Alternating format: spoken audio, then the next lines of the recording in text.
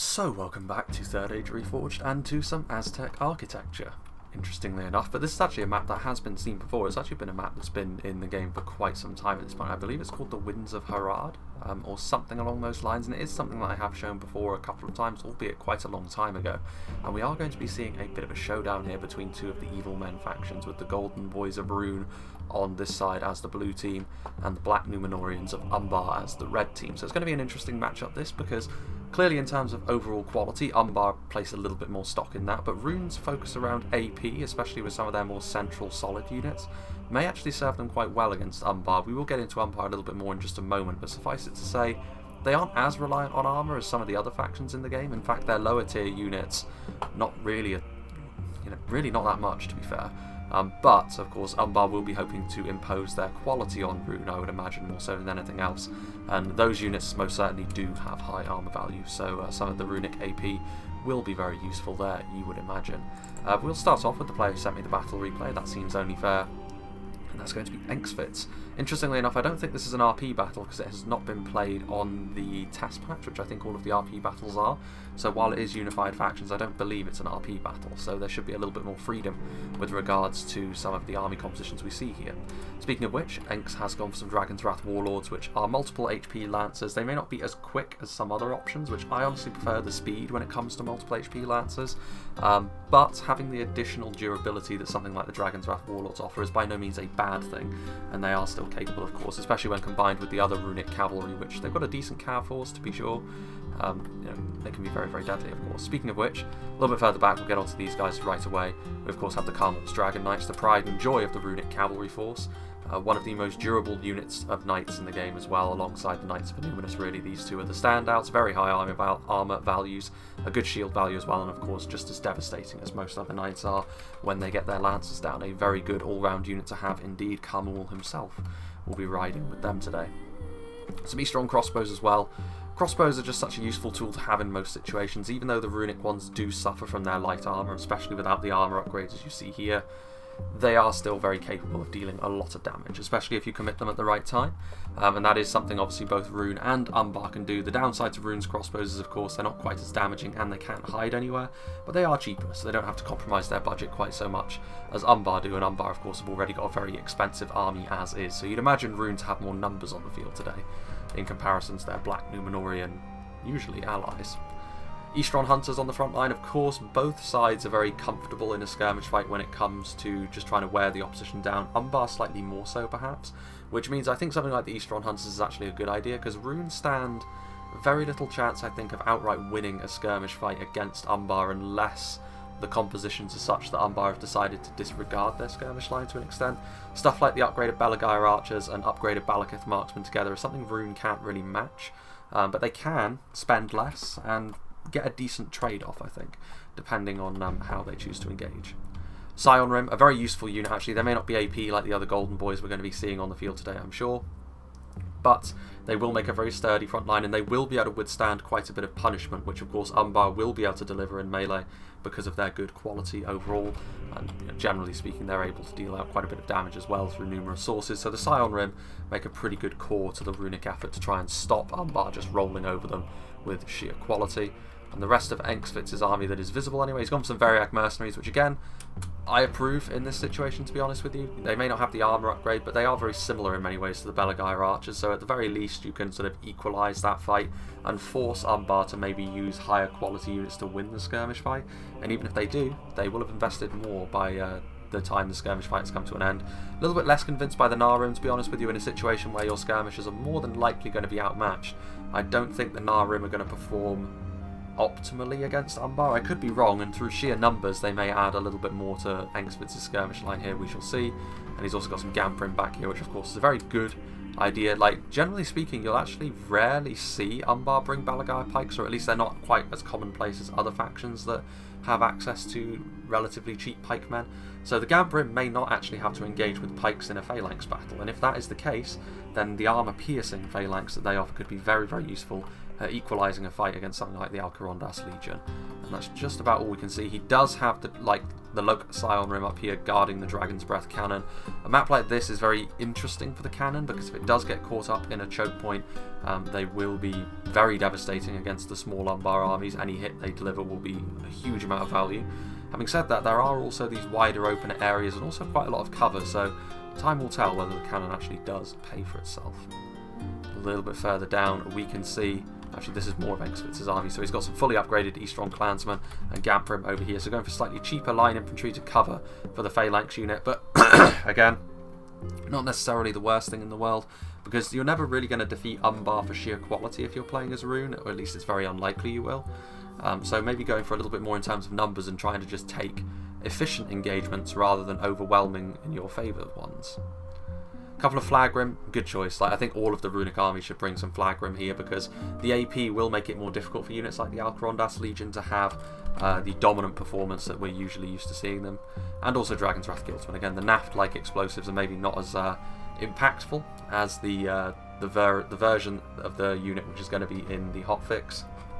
But having said that, they're still a useful unit. They have a huge amount of melee defense even as it stands, so they're kind of a difficult unit, especially if you embed them in a unit like the Flagrim and Gamprim. But most of the time you do see them get a little bit isolated, which is not really where they perform at their best.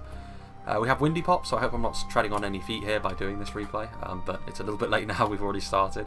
Nar Rim, a couple of units of them. Again, maybe less convinced by this. I mean, to be fair, a lot of people do bring the Nar Rim and they rarely end up performing poorly. It's just, I prefer the Variag Mercenaries in a fight like this. In a fight where Rhun can impose themselves on an enemy faction when it comes to their skirmishes, yes, I think the Nar Rim are a very good option, because they're a little bit more aggressive. But in this fight against Umbar, I'm a little bit less convinced, I must say, because Umbar are most certainly not a faction you can just impose your will on when it comes to archers. They're very, very difficult to wear down like that, especially if they are built for that in their composition. Crossbowmen, these do have the armour upgrades, so they'll be a little bit more resilient against Umbar's attempts to inevitably try and shoot them at range.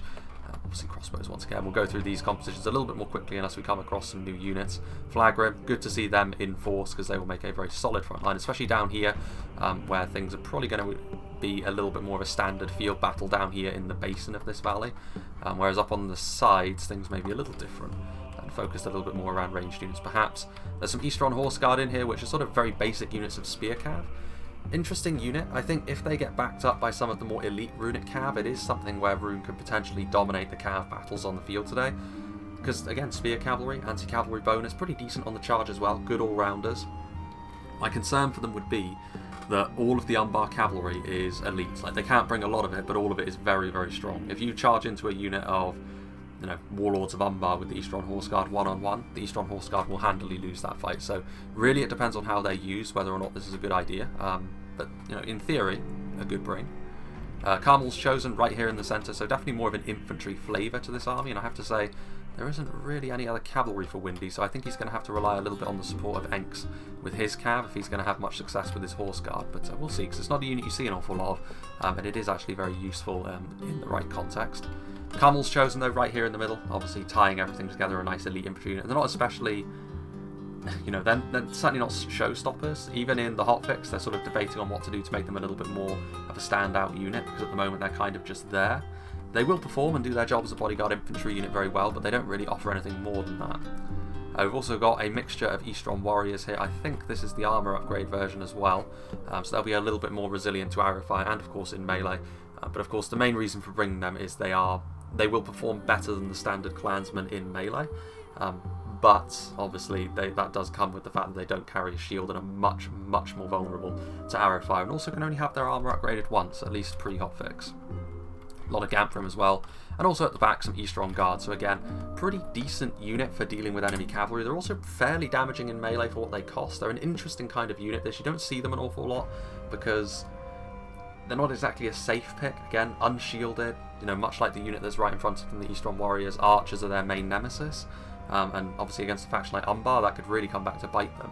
But they do offer a good amount of numbers, they're decent in melee, they can also help out against enemy cavalry, so it's going to be difficult for Umbar to use cavalry, I think, against this Windy army, because he's got some crossbows, some spear cav, lots of pikes and spears, two-handed spears, and he should be able to withstand a good amount of punishment in melee. We'll see if his army has enough going on the offense or enough at long range to withstand any Umbar skirmish that they may want to inflict upon him.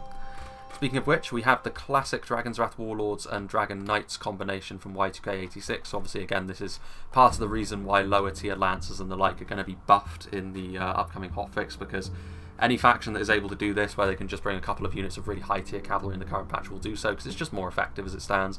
Low tier Lancers will rout too often.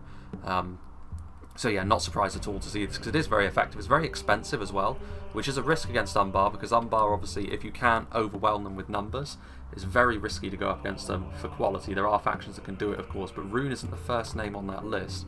But we'll see. I think I would expect Rhun, honestly, to be more at home on horseback than Umbar, but we'll see how that goes.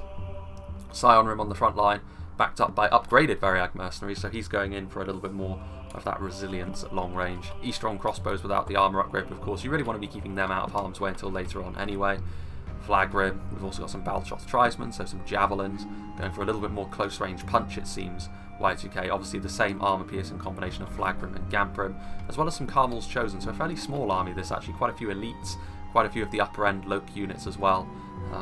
We'll see. Again, I'm not convinced Rhun will be at home going sort of quality for quality, blow for blow with Umbar, but depending on position and depending on if they can get their AP to do a lot of the heavy lifting for them, I may eat my words there. And he's also got some Carmel Shadow Bows hidden up here on the cliffside here, so interesting. Certainly, I mean, Rhun do have access to a lot more of the higher ground on this side of the map, but I doubt Umbar are going to oblige them by just charging into their nice, more defensible position. I think Umbar are going to play a little bit more smart than that. And then the final Runic army, we have Tundra's Fox. Obviously, again, Rhun. More Variag Mercenaries, big fan of seeing these guys again, like I said. It's unlikely that you're going to be able to force Umbar to yield at long range as Rhun, but at the very least you can make life a little bit more awkward for them, because Umbar may expect to handily win the skirmish fight. Variag Mercenaries are a unit which will make it more annoying than it needs to be for them, which is why I approve of them. Flag Rim, armour piercing of course, Baltroth Trisman once again. Another unit of Dragon's Wrath Guildsmen, interestingly enough, so more assassins. We also have the Sapphire Bladesman. Again, like I said, they're going to be another unit which is looking at being buffed for the upcoming patch, because as it stands in the current one, they do less missile damage than something like the Seafarers of Nindamos, which, considering they're a bodyguard tier unit and very expensive, isn't really what you want to see. Yes, they're good in melee, yes, they have a lot more ammunition than the Seafarers of Nindamos, but still, you expect a little something extra from the Sapphire Bladesman. Like, they're not the resilient infantry unit that the Medicelled Guard are, and they're not the overwhelmingly powerful at range javelins that the Demons of the Desert are, and they're not really a good mix of the two like the Ferodrum javelins are. There's definitely the sort of the weakest among the bodyguard javelin units, and that hopefully will change, because it is something that it is a unit I quite like the concept of for Rhun, but at the moment it's just too risky to bring them most of the time. They could be very useful here though, considering Tundra has this high ground all to himself and he can move as he pleases. Eastron crossbows. He's the only runic player as well to bring the Shadow Guard by the looks of things, which obviously are an upper end unit of shock infantry. Again, AP, more, they're going to be able to dish out their damage more quickly than the Flag Rim and Gamp Rim, but also they're going to be a little bit more vulnerable to Umbar's damage in return. But still, I think a good pick against Umbar, to be honest with you. And then we have more Eastron Horse Guard and also some Wain Riders of Rhun. Again, like the chariots, they're, I think, going to be changed a little bit as well to make them a little bit more effective, because at the moment, among the chariots, Runes are the least...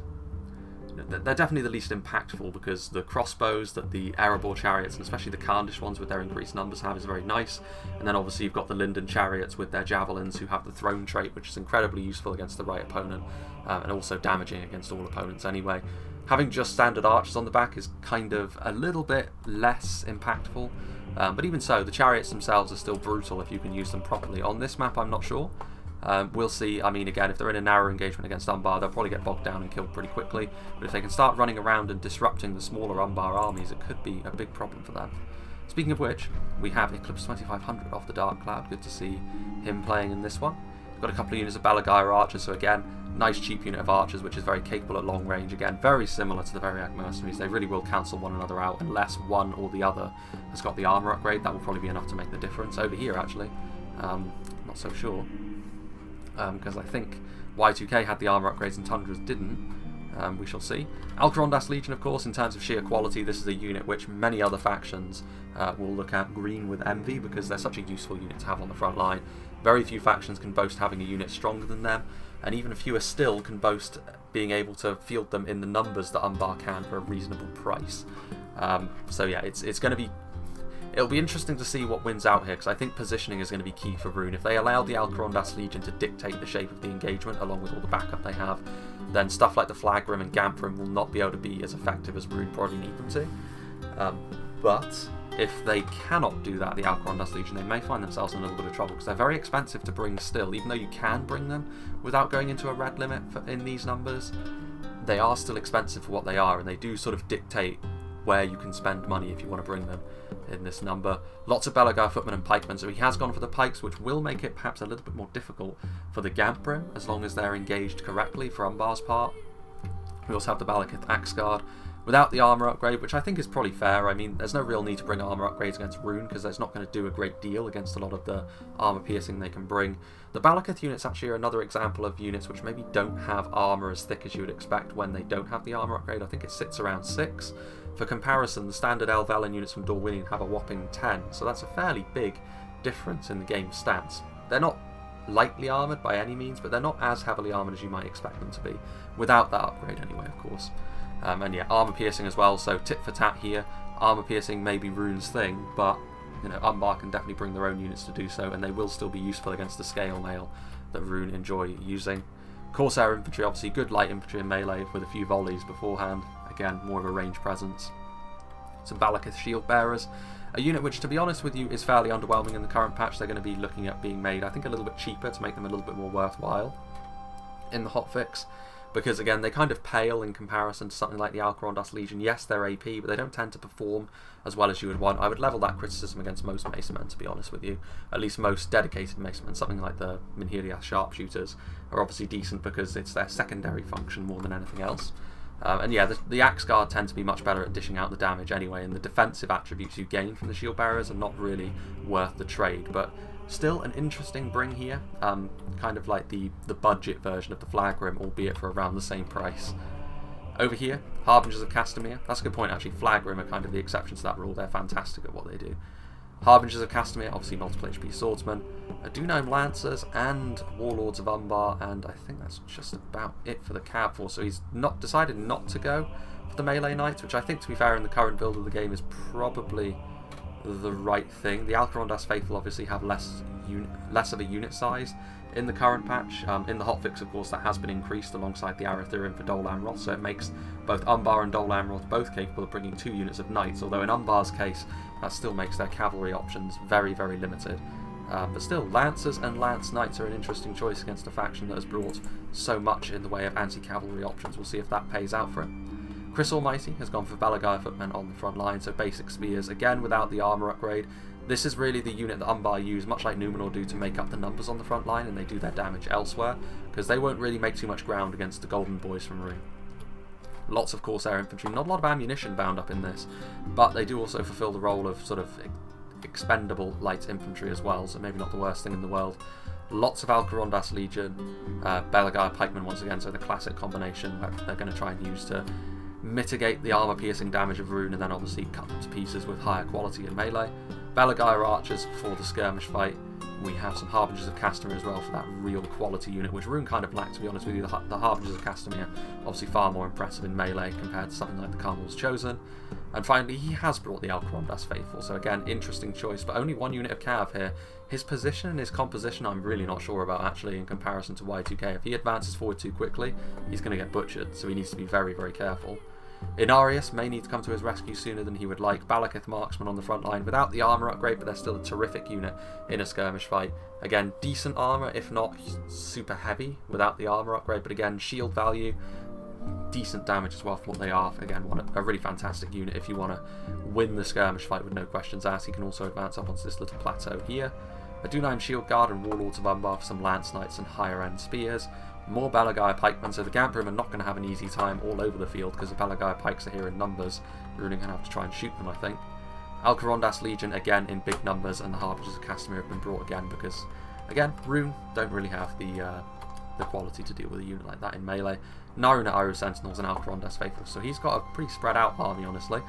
It'll be interesting to see what Chris Almighty does, because if he charges forward, he's going to need saving, but I don't think Inarius wants to charge forward. I think he wants to maybe claim the high ground positions over here and sort of take it from there. There is also this trebuchet that he has brought as well. And then the final Umbar army For once, he's been torn away from his beloved Numenor to his old love, Umbar, Sin of the Dark Cloud. We've got a couple of units of Balagai Archers there, a nice little fort up on the hill, interestingly enough. Balagai Footmen and Narada Iru Sentinels in the middle, as well as Alcarondas Legion. So less pikes for him, just the one unit, but obviously it is the far more elite unit as well. Harbingers of Castamere, a lot of Axe Guard who do have the armour upgrade, so they're obviously going to be the full Monty, albeit, like I said, I don't really think the armour upgrade is going to be all that useful against Rhun, at least not for the most part. Alcarondas Faithful and Warlords of Umbar. Be interesting to see who would win. Well, actually, I know who would win. Umbar, if all the factions high tier cavalry clash together, Umbar would win because of the melee knights. But the numbers that Rhun have mean that they can use their mobility and should be able to dominate the cav game if they play their cards right. He obviously has hidden units as well. This is far too small an army for it to be all here. Like crossbow Corsairs and Castamere's Rangers are almost certainly around here somewhere, which could also be true of the other Umbar armies, of course. There's a very deep ravine there. But regardless, without further ado, let's begin. And this, I think, is where the first of the serious moves in the battle will take place, because Chris Almighty is deployed far closer to the runic positions than all of his allies. And if I were Inarius and I wanted to sort of claim here and sort of slowly assess the situation, I would be telling my ally not to move in. As much as I enjoy being aggressive, I do think Chris Almighty is walking into a really poor situation for him here, because he's got his Balagai Footmen on the front line. That's fine. But if Rhun did decide to move forward, the Balagai Footmen would not be able to stand up to the elites, the more elite, dedicated line infantry of Rhun. His archers as well are of lower quality than Rhun's over on this side as well, which may be a bit of a problem. Also, the main problem I think is going to be the cavalry. If Y2K really wants to here, he's only got one unit of melee knights to be worried about, and they're a little bit more isolated from the front of the army, more so than anything else, and he does have a bit of an opportunity here to inflict some pretty decent damage on Chris Almighty before, of course, Eclipse 2500 arrives, because that could be a problem. Eclipse is going to be moving forward pretty quickly. Yeah, it is. It's an interesting one here, isn't it? Very Ag Mercenaries, sort of the calm before the storm. It's possible that people were allowed to sort of move into position a little bit more, because the deployment zones are such that it's a little bit strange, but Chris Almighty is probably rethinking his position here. I mean, he is on a slight slope that is against him.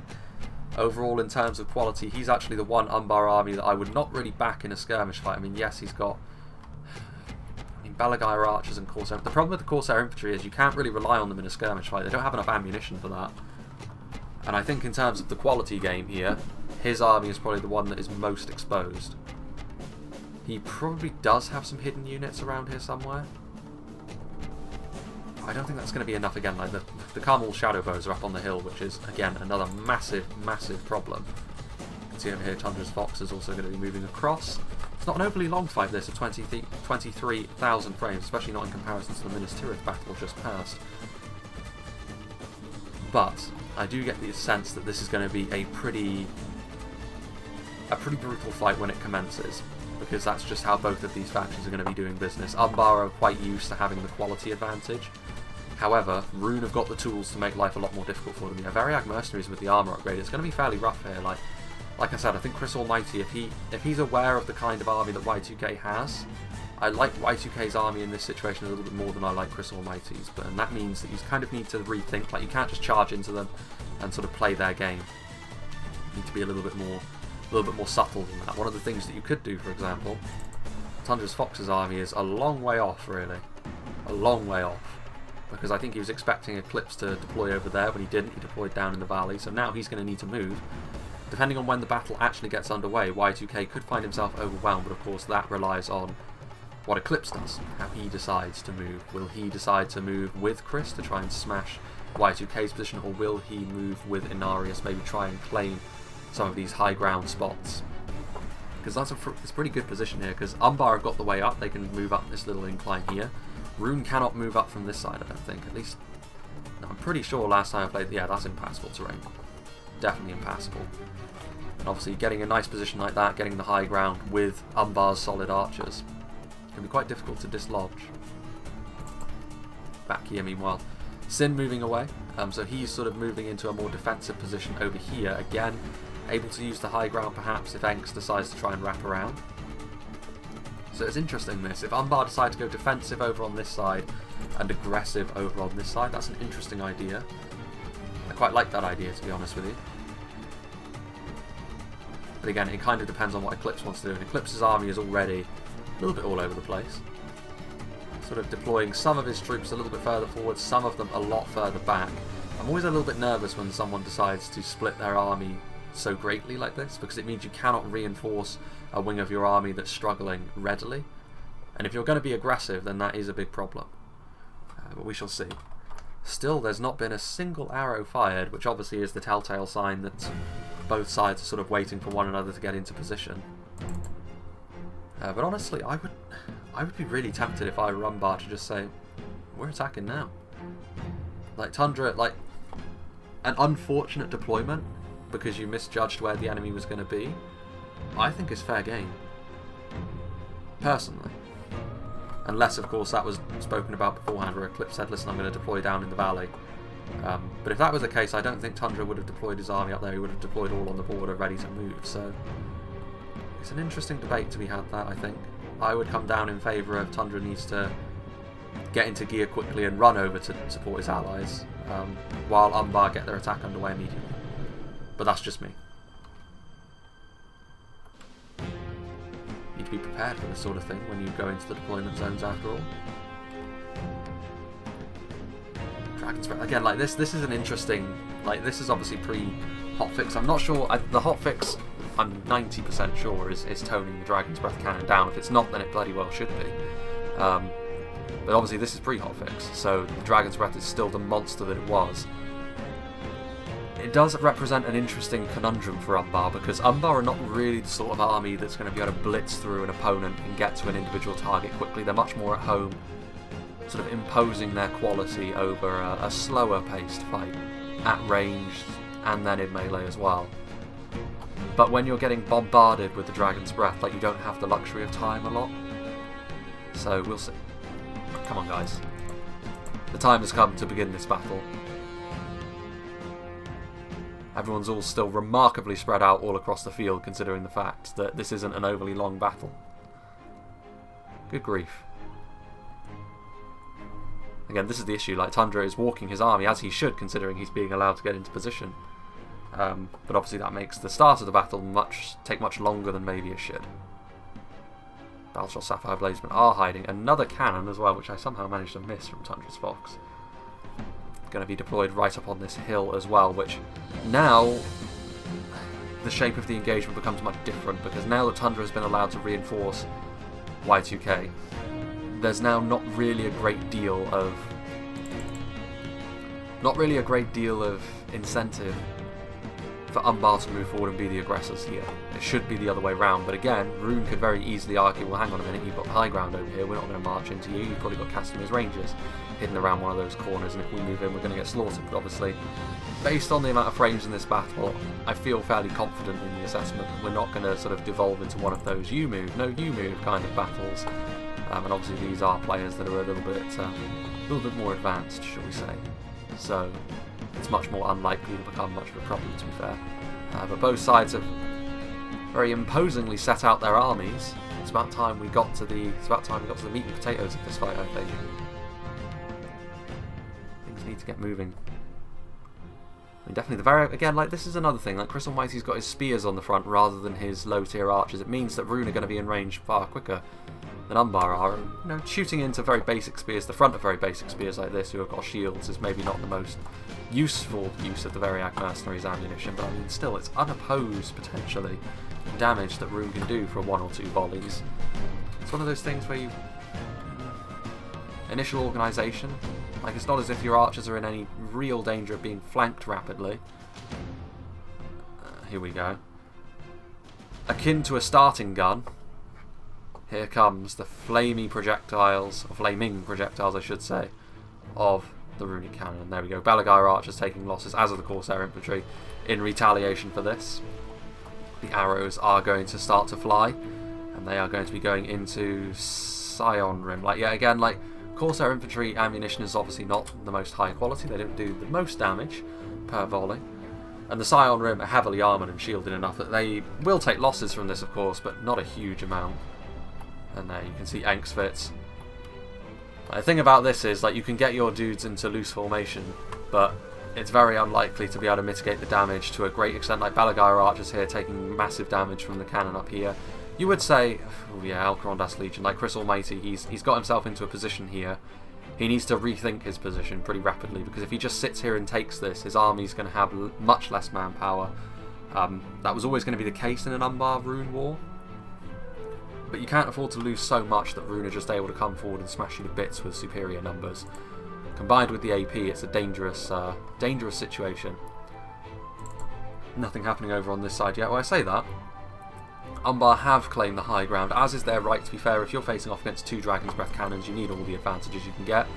And you can see immediately the skirmish fight is going to be impacted by the cannon of Tundra's Fox. So the Narim firing their flaming arrows in here, taking those fiery projectiles from the Dragon's Breath flame cannons, and already the Balagar Archers are actually shaken up here.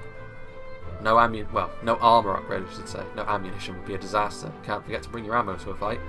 Yeah, interesting opening. I think Rhun will be quite happy with the opening here. Like I said, Umbar do have the ability to sort of claim this high ground. I think what Umbar will probably be hoping for, perhaps, is the fact that these 2 artillery pieces, like, they do have a finite amount of ammunition ultimately, and if they will take losses from them, but if they can ensure those losses are against less important units, not to a great quantity either, they'll be feeling fairly comfortable with that, because ultimately it's still a piece of siege equipment, an expensive piece of siege equipment. If you can make it so all they do is kill off a couple of units of Balagar Archers between them, that doesn't represent a good return. But what Umbar will have to do as a result, of course, is make sure that the fight doesn't blob up anytime soon. These Balagar Archers, who are usually so at home in a skirmish fight, combination of the flaming arrows and the flaming projectiles from the cannons, have made their life a lot more difficult than perhaps they're used to. Variag mercenaries are taking losses. Corsair infantry is still firing, but their very limited ammunition supply from Chris Almighty already mostly gone by the looks of things. Balagar Archers reloading now. This unit having a little bit more free reign, but now they're getting shot from the back as well, so their little bucklers are not going to come into effect, which makes them a much less useful unit in a skirmish fight like this. Interesting times indeed. Interesting question here is, do Rhun want to be aggressive? Can they force Umbar into a large engagement, blob up, and then utilise their artillery? The danger behind doing that, of course, is that you charge in and get torn apart by Umbar's quality in melee. But I think that risk may very well be worth it. I mean, Umbar would not want a blobbed up fight in full view of those artillery pieces. And if Rhun were to move forward now, it would force Umbar into making a decision. Do they move to meet Rhun? Or do they pull back? Pulling back could be dangerous because they could get caught by the runic units and take a lot more damage than they would want. Very interesting indeed. Interesting as well that no one, other than this one unit of Carmel Shadow Bows, and obviously the Shadow Guard up here, but no one is really up here from Rhun to take advantage of this ridge, which Tundra's Fox could have done, but maybe that was a stipulation in the rules as well. Yeah, Rhun are coming forward, so Y2K is moving in. Going to try and bait Chris Almighty into committing forward a bigger blob of infantry, of course. Depending on the shape of the terrain, will impact whether or not it's possible for the runic artillery to do their thing. I like this move from Y2K though. I do like this, trying to bait Umbar into a big engagement on the front. So again, Umbar will be very aware of the fact, like, if they charge in here with Corsair infantry, that's all well and good, but Corsair infantry unsupported will get butchered by the Golden Boys from Rhun. If they don't commit forward a lot more quality, this assault will go very well for Rhun. But if they do commit forward more quality, of course, they can just pivot their Dragon's Breath cannons, and that will be that. I mean, Eclipse is going to move forward with a lot of his units as well. This could be... I mean, you can see there the cannon is sort of rotating a little bit there. Just having a look elsewhere. Balagar Archer is still here again. The distance between the two armies over here is pretty large, but that's of course because Rhun don't want to advance through the narrow valleys, because if they do, the Umbar Archers will be able to set them up into a nasty crossfire. And Rhun don't need to be honest with you. Like, this engagement over here is what Rhun are going to be putting their faith into here, and for good reason, because like I said, I like it. Balagar footmen are really going to struggle on the front line against Scion Rim and Gamp Rim when they're Scion Rim, Flag Rim and Gamp Rim, all of the Loke units combined into one. And obviously Engsvitz has got a couple of units over here. Tundra's Fox is going to be able to back up Y2K's army. The Narim are trying to shoot into the side of this Umbar force. Ooh, this is also risky as well. I mean, you can see here the strong crossbowmen are in position. Yeah, the cannon's starting to fire. as are the shadow bows. I mean, this could be devastating for Umbar. This, like, they have been baited into an engagement that Rhun will be very, very happy with. Umbar are a very resilient faction, and in terms of overall melee prowess, they are ahead of Rhun. Like I said, it's only really the AP that allows Rhun to be at least competitive in this situation, but I'd have to say I think the positional work here from Rhun has been good. And again, like, there are Balagar archers on the other side, Balagar archers. If there are Castamere's rangers on the other side, it could be a very even fight, because the Dragon's Breath cannons, like, they do have some decent shots they can go into here. It's very easy when Rhun are fighting a line battle to see where their line begins and ends. That's devastating as well. Like, this is also a problem. Like, a lot of Chris Almighty's melee forces, contingent of Balagar footmen and Corsair infantry, their morale collapses. Like, look at that. Like, this is actually one of those situations where actually looking from afar is actually preferable, I think, because you can see the scale of the damage that has been done to Umbar's chances already. Very, very nice work, I have to say, from Rhun. And Umbar will be reliant on their quality more so than ever in this fight now, because already they're in a bit of a sticky situation. The Scion Rim, like the Golden Boys, doing the business.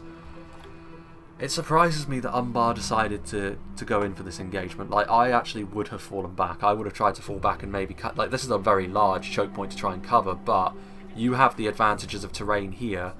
Over here, Rhun have the advantages of terrain. And that may ultimately be the decision that comes back to really haunt them. And again, like, even the Javelins are getting involved with brilliant shots into the Umbar line. Rhun are, of course, taking losses. If you engage in a melee fight with an Umbar army that is got a heavy amount of Alcarondas Legion on the front line, backed up by their archers, you're going to take losses, no matter who you are. But definitely a more well thought out battle this so far from Rhun. Credit to them for that. The question is, how do Umbar turn this around? Because I wouldn't have suggested their cavalry would be capable of that. Rhun have simply got too much in the way of numbers. Most of Windy's army has been sort of on guard duty over here to make sure Sin can't be aggressive. Like I said, I don't think he would want to be. I think what they want is for them to funnel into these choke points. And they're not going to do that at this point, though. They have the upper hand over here. The ball is in Umbar's court, really, to try at least and reverse the tide a little bit here. And you can see, like, the fact that Umbar's line is still relatively cohesive in spite of that huge break is testament to how good they are in melee. But Scion Rim coming forward from Windy now. A lot of, more and more runic reinforcements are heading over to this side. Variag mercenaries are coming over here. Obviously, the Nar Rim continuing to fire. And I have to say, there wasn't much of a skirmish fight in this battle. And if you take the skirmish away from the equation, the Nar Rim are the better choice. So bringing the Nar Rim in these quantities was a good idea in the end. Goes to show what I know. But I was expecting Umbar, to be fair, to try and engage in a long battle. Maybe not be drawn into this sort of thing early on, especially not this close to a hill like this. Y2K will have racked up quite the impressive kill count as well with his archers and his rangers. Carmel's chosen just in behind. Y2K's one's already in melee supporting things, but in the middle here, a little bit more thin on the ground for Rhun. Balagar pikemen are in there, but also the support from the Baltroth tribesmen is coming in. Over here, you can see, yeah, Balagar footmen starting to rout. There are shield bearers on the front line, which will be a little bit more resilient to this sort of thing. But again, Eastron warriors getting in and around the sides. Very nice use of the Eastron warriors, actually, to sort of get them in behind enemy lines, start them carving away at some of these lower end units, perhaps, that they will be able to more easily defeat in melee. And they should certainly have the beating of Balagar footmen in melee. But here you can see Windy's army, or cavalry I should say, is now getting in behind enemy lines. They're going to be able to silence these Balagar archers. And like I said, I did actually fear for Chris Almighty considering his composition in this battle. And so it has turned out to be. A combination of the choice of engagement he took and his composition, I think, has left him licking his wounds already in this fight.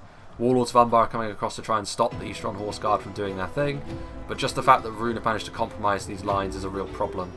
More and more of the more elite units from Umbar are starting to rouse well. The Balakas, like the Alcarondas Legion, are locked morale, so they'll just stand here and fight forever. Over on the other side, meanwhile, there are Warlords of Umbar trying to pressure the sides. The Dunheim Lancers also doing the same for Eclipse 2500, but it's unlikely they're going to be able to make much of an impression over here.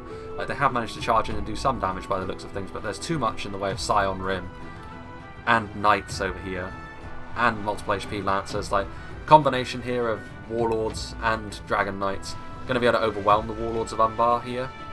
It's going to be too much for them. The Dragon Knights as well are the better knight in general, I think, in comparison to the Warlords of Umbar, to be honest with you.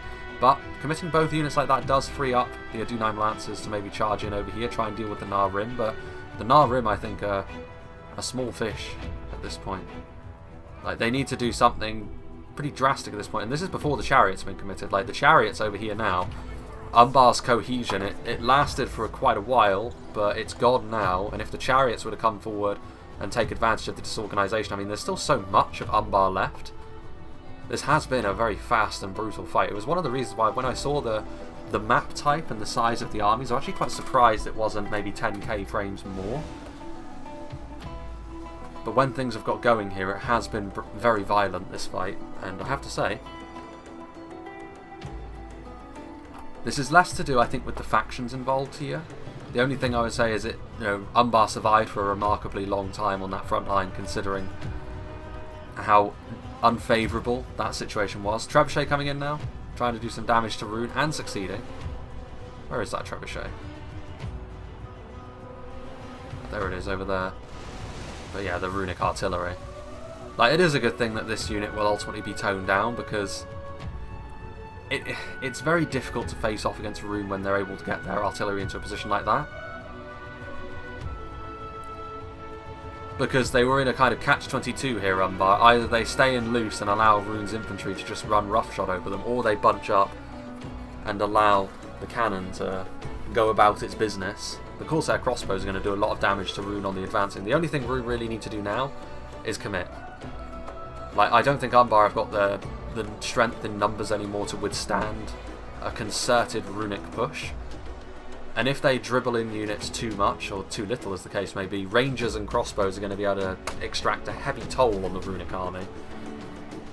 But you can see here, like, Umbar have been struggling to get their cohesion back ever since their first line broke.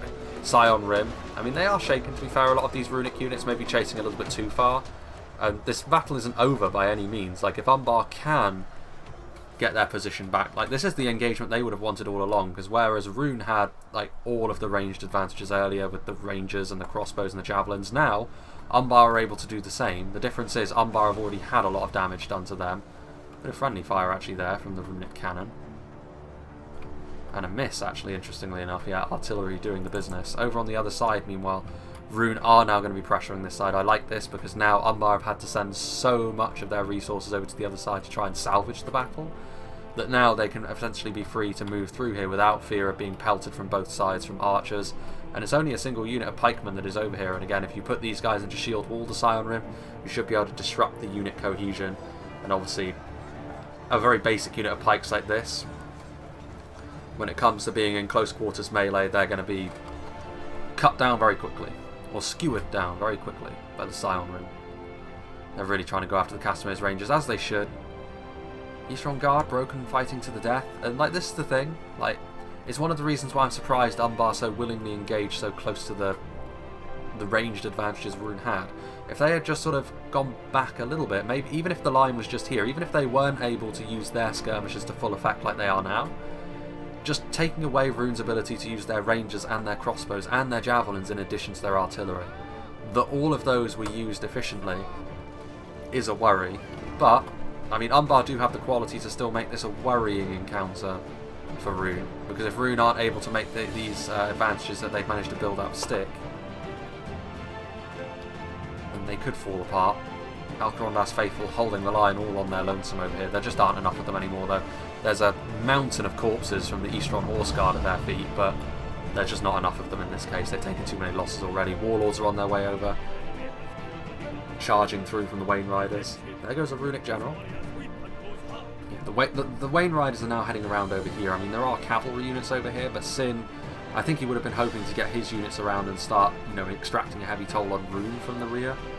Not so much that Rhun would be trying to do that to Umbar still. And it has been a struggle here for Umbar, but considering the crisis that they were in, I have to say I think they've done very well, Umbar. And over here as well, they have reinforced appropriately. Harbingers of Castamere with the pikes. That is going to stop the Scion Rim dead in their tracks, and this little flanking force from Windy will be held in place, but it may not break through like he hoped, but it will tie up these Harbingers of Castamere, which is such an important unit. Such a strong unit as well, something that Rhun can't really answer one-to-one. These Castamere's rangers much like the Carmel Shadow Bows, will have built up quite the healthy kill count for themselves. Another unit of Castamere's Rangers as well, so 2 units of them here. An incredibly bruising fight. 3 units of Castamere's Rangers. 3 units of Rangers hitting enfilading fire along a line is the sort of thing which can turn a battle around pretty quickly, to be honest with you. Could this be a big turnaround? Definitely a battle of very distinct ebbs and flows. Rhun were able to deal so much damage to Umbar early, but now Umbar able to utilise their own range pressure and start doing some damage to Rhun, but Rhun's still able to put some pressure on of their own. Eastron crossbows as well getting into position. Like, that's the thing, I think from an Umbar perspective, ooh boy. That frame drop.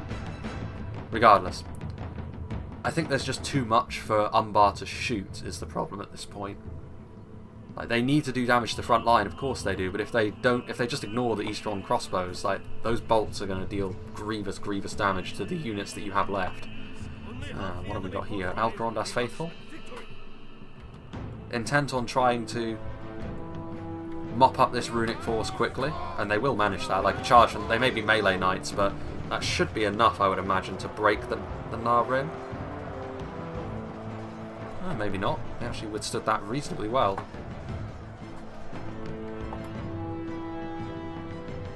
Here, Scion Rim as well. Yeah, as soon as they move on, I mean, Umbar aren't going to have many reinforcements to come over there anyway. But anything would be helpful at this point. Dragon Knights into the backlines to hit the Balaketh marksmen, trying to stop the Umbar skirmishers from doing their thing. Again, streaking through the air, another example of the Dragon's Breath, although that was bouncing off one of the hills. More Dragon's Wrath Warlords ploughing through the Balagaya footmen. You know, the rear lines of Umbar are a little bit compromised by the runic cavalry at this point, which again, Rhun are capable of fielding cavalry in much, much larger numbers than Umbar can hope to. Balagaya archers turning around to accept the charge. Obviously they will prevent it from hitting centre mass at the front line, but they will die for it. Dragon Knights routing. Not often you see Knights routing, but then they were sort of sandwiched by melee Knights and Balaketh marksmen. Yeah, now the runic forces over there routing, so Umbar will have a bit of reinforcements, but like this Trebuchet, like they're going to be hoping that that can do the business, but the Wain Riders hunting that down. It's a devastating charge as well. Like, chariots really are capable of doing a lot of damage really, really quickly, but they're such a risky unit. Like, again, they got caught on the artillery pieces in the rocks there, which of course means something like the Alcarondas Faithful will butcher them. Over here, meanwhile, what's left of the Nar-Rim are going to get cut down by the Harbingers. I don't think there's enough time for the Harbingers to go all the way around this this little mesa. I think at this point, yeah, Castamere's Rangers out of ammunition, which is a real problem because they've done a lot of damage to Castamere's Rangers. They really have they brought this fight back to within swinging distance, as it were, of Umbar. The problem is, Umbar are going to be capable, I think, Umbar are going to be less capable of absorbing casualties in the way that Rhun are, and also the damage done early on was significant. Like, it's always easier to maintain a winning position like this, I think, and the problem was there was too much to shoot for Umbar. Like, they had to try and deal with crossbows, the presence of all that runic infantry crashing into their front line, and the cavalry all at once, and they weren't capable of doing all 3 of those things. And in the end, they kind of ended up doing a little bit of all of them, but not enough of any of them. And I think that is going to be the difference here. Like, Dragon's Wrath Warlords are going to be able to continuously stop the crossbows, what remains of the crossbows, from firing. Runic crossbows that are out of ammunition, just in behind lines, making a nuisance of themselves. There's still some Castamere's Rangers that are firing, but they've been under constant ranged threat. The Flag Rim are moving forward now as well, which is obviously going to be the beginning of the end for them. A heroic fight back from Umbar, but in the end, the damage done early on was just a little bit too much, and Rhun, again, showing why they are an effective all-round faction. Like, they are good all-rounders, and as long as you can... Oh, there goes one of the Umbar generals, but as long as you can lean into their AP a little bit, like you can with Rhun against Umbar, I think you're in a pretty good place a lot of the time. If I were blind picking a faction to fight against someone, again, a player I didn't know, a faction I didn't know, I'd be very tempted to go for Rhun because they have a lot of options. Arthedain would be another one, but I think Arthedain, like, they're a little bit too focused on their phalanx at the front.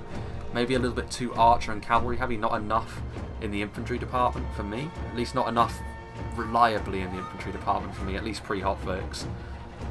When the shock infantry buff comes through, something like the Fornoster Raid Knights alongside the Dunedain Peacekeepers might make for a very scary thing, actually. But I do like the AP focus of Rhun. And I also like the fact that Rhun have got a lot more in the way of disposable numbers than someone like Arthedain. They do have the Evendim and the like, but stuff like the Dunedain. It is an interesting question, but certainly one of those two, I think. And I think I would come down a little bit more so in favour of the Golden Boys, personally. Of course, their crossbows taking damage still from the scattering of skirmishers that are still down there. A couple of units of Eastrons, the crossbows and the hunters, and the Variag mercenaries. Pretty much all that remains of the runic skirmish force still firing. The rest were committed to melee and mostly dead, I think, actually, interestingly enough. Here are the shadow bows, pulling out their swords. The damage that they must have done early on in the fight was significant, trying to add to their kill count a little bit now in melee. Running all over the place. There goes one of the huge bombards, as they're called when they die. Another Umbar general falls. Oof. Get wrecked, son. Dragon's Wrath Warlords are still here. Eastron crossbowmen. Yeah, firing missiles. Trying to move around. And again, javelins, like early on the javelins for Rhun were very useful when they had the defensive position. Something which again Umbar had to try and absorb. I do think this battle was actually a good showcase of both factions, to be honest with you. It goes to show how multifaceted Rhun are. Yeah, the cannon is maybe a little bit much, but I think even with a toned down version of the cannon, I still believe Rhun would have won this fight. Like, they have a healthy amount of troops left. Yes, quite a lot of their dedicated infantry is dead, and quite a lot of it is skirmishers that are out of ammunition. But they're still in decent enough numbers, I think. Even if the... Let's say, for example, the cannon was only as powerful as the Isengard Ballista as it currently stands, I still think that would have been enough here to give Rhun the win. Just about. But another general gone. Lots of generals falling in quick succession. I do also think this was actually a good battle for Umbar in many ways, because many factions, if they suffered the initial losses that Umbar did here, would have crumbled. Like, there are very few factions that are going to be able to reorganise themselves in that way, and actually I don't think the likes of Imladris or Khazad-dûm would be able to do that, purely because they're so quality-centric that they wouldn't have the numbers after suffering a defeat like that to actually recover. Whereas Umbar do have the option to bring in some cheaper units in addition to their quality. So I think it is sort of a unique position that Umbar maybe occupy in those sort of the elite focused factions, that they are able to do that. A little bit more along the lines of what someone like Angmar usually prides themselves in. Umbar are also capable of doing something similar. So what are the units that are left then? Umbar have well and truly been sort of forced away from the battlefield. There's some Eastron warriors over here who are still chasing down foes by the looks of things. Some Flagrim doing the same. What's that? One Harbinger of Castamere. He's about to get charged down and skewered. The banner carrier. There he goes. And there we go. Brutal fight here in the middle of this dry riverbed, as it is. Very impressive though. I actually think, like I said, I think for both factions it was a good showcase of the factions themselves. I think it really just came down to a bit of a misjudgment from Umbar in the end. Like, I think Rhun played it well. Like, it was clear what they wanted to do. They wanted to goad Umbar into a fight that was close enough towards the favourable terrain for them that they could do the business. Because in terms of pure quality, it would have been dicey whether they would have been able to manage it. So falling back on their artillery and all of their plethora of ranged units, javelins, crossbows, archers, rangers, of course. And they really were able to do that. And I do give quite a lot of credit for that for 2Y2K and Tundra's Fox, because I think they were the ones that primarily executed it. Engsfitz and Windy obviously came over afterwards, sort of reinforcing and really following through on that, because it was important that Rhun continued the momentum forwards. Yes, they took losses doing so, but I think it was important they continued to do that, and they were able to get the win in the end.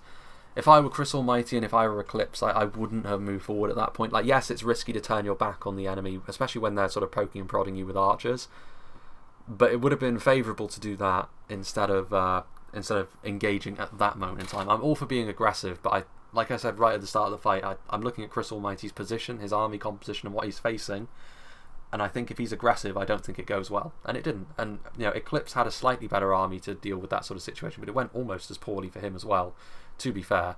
And even though he was in a pretty dicey situation, Chris actually did rack up a fairly healthy kill count for himself as well. So, I mean, to be fair, he was able to go down swinging, but in an ideal world, you win the battle, obviously. And I think they would have been better served by doing that by... They didn't necessarily have to engage on the choke point I said, sort of there where the cursor is, so they could do the same. All they needed to do was take that ability away from Rhun to an extent.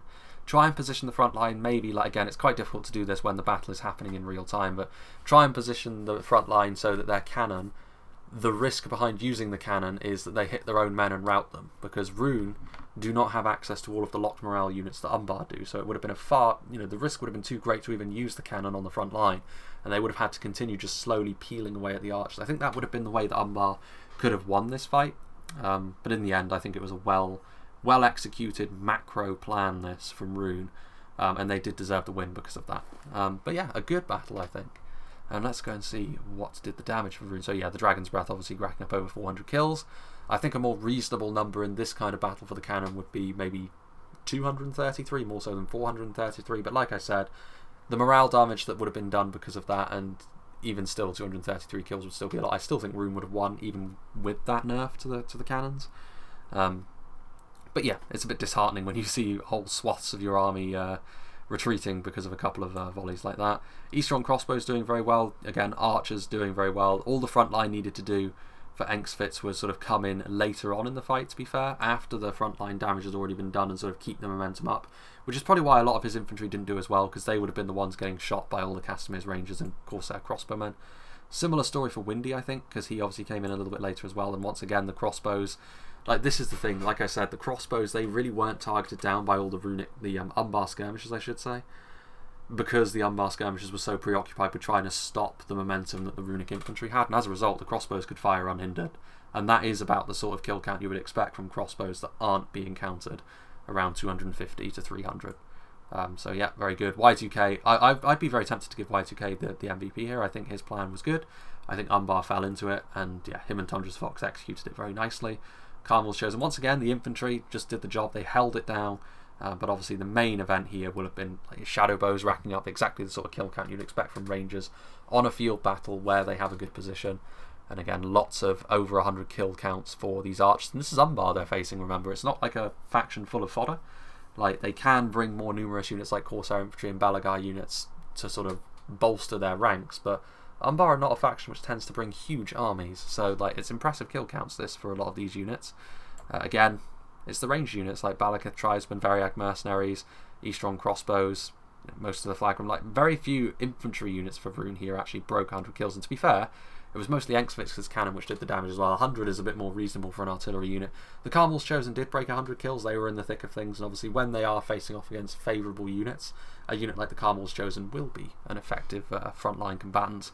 Eastron Crossmen again breaking 100 kills, so yeah, like I said, pretty much the ranged units unhindered in that second phase of the fight was what made it very difficult for Umbar to come back from, and of course the fact they were having to play whack-a-mole with the runic cavalry. Yes, the Umbar cavalry has got the quality to go toe-to-toe with Rhun, but Rhun had too much in the way of numbers. A lot of troublesome units like cheap spear cav to try and have to deal with, the chariots sort of running all over the place. The chariots I don't think actually did all that much damage, but the disruption, yeah, I mean 40 kills, but the disruption they would have offered in those closing stages of the fight would have been one of those things that you would have known as an Umbar player at that point, like, even if we manage to shut these guys down, which it looks like we're going to be able to do, like, the resources we're having to commit to doing this means we're not going to win on the front, and we're not going to be able to stop the runic momentum ultimately, in spite of their best efforts, because they did do a very good job, I have to say. Umbar, like, a lesser faction and lesser players would have crumbled in the face of that pressure, but they gave a good accounting of themselves. But I do think ultimately it was a well-deserved victory from Rhun. Like, again, just that one misjudgment of where to place the initial fight from Umbar, planned by Rhun clearly as well because of all of the skirmishes and where they were located, was the difference here. So big thank you to Engsvits for sending this one in. Big thank you to all the players as well, because in spite of the fact this was, you know, not as long as a long a battle as maybe you would expect, considering the map and the factions involved and the players involved, it was a very worthwhile one. I think everyone played well. Like, I don't think anyone played poorly. Like, as much as Chris obviously was the first one to essentially walk into the trap of Chris and Eclipse, from their point of view, they recovered very well, actually. And I think, especially in Chris's case, I just think his army composition maybe wasn't ideally suited. Like, yeah, he had the Corsair crossbows and the like, but yeah, always going to be quite hard for him to, like, sometimes your composition is working against you and you just have to make the most of a bad situation. And he didn't really make the most of a bad situation either, because obviously he fell into Rhun's trap for the most part. But yeah, he recovered well, and so did Eclipse. Like, there wasn't any poor performances here. There wasn't anything that I was really rolling my eyes at and going, man, that was really poor. Like, he's basically thrown the game for his team. I think everyone played well, but Rhun definitely deserved the victory a little bit more. So I hope that Windy doesn't mind me using this one. I would assume not. Like, he's never minded in the past, and obviously I would assume that he is going to be showcasing this one as well with his unique perspective on this battle as well. And obviously he was in more of a supporting role here later on to sort of drive home the advantage. Yeah, very good battle. I've really enjoyed that one. As for what's next, we might be doing a return to Buur-Sagath again, perhaps. Like, I've been given honestly a lot lately. There was like a 2 or 3 day period where I got sent probably about 10 to 15 replays. So sort of puzzling my way through which ones I'm going to do in which order is probably going to take me a little while, I think. But yeah, we'll see. Good battle though. And moving forwards, interestingly enough, because of the coronavirus that's going around at the minute, my London trip has been postponed. So interestingly enough, I mean, this is probably going to come in the form of a channel update video shortly before the release of the game in question, but I will be around now, I think, for the release of Mount & Blade 2 Bannerlord. I won't be away from my ability to create content for that period of time, so hopefully as soon as it drops I will be able to diversify in that direction a little bit, because obviously Mount & Blade Bannerlord it's been an anticipated game for quite some time, shall we say, and it is something that I would like to do a little bit in. We'll see what. Like, I'm intrigued by the multiplayer aspects of it, actually, because I feel as though I'm a little bit more comfortable doing multiplayer stuff. Like, again, this is something which is more channel update orientated, to be honest with you, but for here, suffice it to say that I think, for the same reasons that a Total War campaign or something like a Paradox Grand Strategy campaign, a Mount & Blade 2 Bannerlord sort of single player thing would be a very long thing, and I don't think YouTube is all that suited for long form content. A stream is, but like I said, a stream is kind of out of the question for me for the time being, because I simply do not have the time. I have to sort of record in blocks, and obviously streaming you need to have certain time set aside. Yeah, again, it's channel update stuff really, this, and I did say before that I wasn't going to sort of wedge this information at the end of just one battle replay, but yeah, suffice it to say that that is something which will come in a channel update, I think, in a week or a week and a half's time. So yeah, I hope you enjoyed this, and I hope you will join me for whatever is next.